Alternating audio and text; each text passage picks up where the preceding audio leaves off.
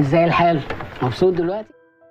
وجي معانا النهارده مع معلومه جديده والاكيد انها مفيده. انت عارف ان في حالات وفاه كتير جدا بتحصل اثناء الاستحمام، وخصوصا بقى في فصل الشتاء. كلنا بنحب لما نستحمى في الشتاء يبقى الحمام مقفول، الميه سخنه، نبقى متدفيين وعشان كمان ما نبرد. ولكن للاسف الموضوع ده ممكن يسبب لا قدر الله جلطه وبعدها الوفاه.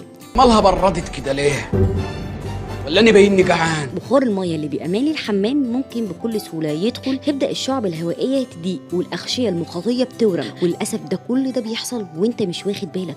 جسمك بعدها بيبدا يدخل في حاله خمول تام واسترخاء، وانت متوقع ان ده طبيعي وانك ممكن فجاه يغمى عليك من غير ما تحس، لان ما بقاش فيه اكسجين كفايه في المكان والرئه بتبدا تتخنق. خلي بالك كمان ان الموضوع ده ممكن يحصل برضه في المطبخ اللي ما فيهوش اي منفذ للتهويه. من هنا لازم تخلي بالك كويس قوي انك قبل ما تدخل الحمام او المطبخ لازم تبقى فاتح منفذ للتهويه. كمان لو داخل تستحمى لازم ما تبقاش لوحدك في الشقه، عشان لو قدر الله حصل اي حاجه لازم حد يسعفك. كمان لو السخان بتاعك اللي في الحمام سخان كهرباء لازم تفصل السخان قبل ما تستحمى عشان ما يحصلش اي ماس كهربائي لا قدر الله اثناء الحمى.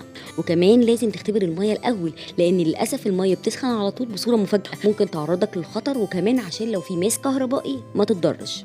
كذلك السخان الغاز بلاش تحطه في الحمام خالص، لانه برضه ممكن يعمل تسريب للغاز اثناء الاستحمام، وبيسرب غاز اول اكسيد الكربون وده ملوش اي ريحه وبيسبب الوفاه بسرعه جدا. مهم جدا كمان انك ما تحطش سخان الغاز بتاعك جنب شباك او اي منفذ تهويه، لان الشعله ممكن تطفي ويحصل برضه تسريب للغاز. اول ما تحس باي دوخه او صداع وانت بتستحمى على طول اخرج من الحمام، ولو حد عندك اتعرض للموقف ده على طول خده على المستشفى. وبكده تكون خلصت معلومه النهارده. استنونا في حلقات اقوى بكتير، وسلام عليكم.